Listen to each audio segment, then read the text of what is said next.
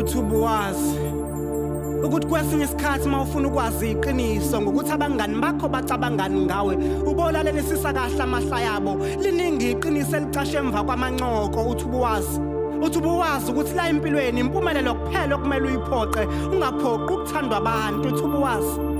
Uthi ubuwazi ukuthi abanye sathi sincenga impilo bona bancenga uthando manje othandweni sebefuna imali sebethi impilo engenalo iqiniso. Uthi ubuwazi ukuthi mawufuna ukuthandwa abantu uboyeka ukuzama ngoba abantu abamfuna umuntu owenza umehluko ngempilo yakhe bafuna usonga izandla ucele kubona bazokuthandaka.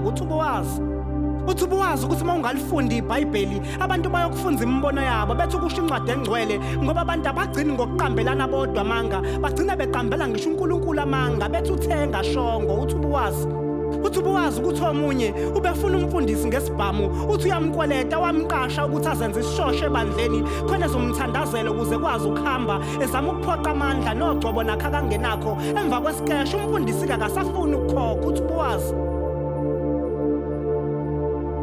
Uthi uwazi ukuthi abanye bahlula abazali emakhaya abafuna ukuphathwa ingakho bevula wabo amabandla bengavuthile nasohambeni lokukholwa bafuna ukushaya imithetho yabo hayi kaNkulunkulu. Uthi ubuwazi ukuthi ngike ngacisha ngafa mzukwane isithandwa sami sithula umfowethu ongilamayo kimi sithi umzala waso walenje kodwa shwele nkosi yami ngoba ubafo nje lo ngimshiye ekhaya ekhala ngekhanda awushwele nami ngadunyelwa ikhanda ngoba othandweni madoda.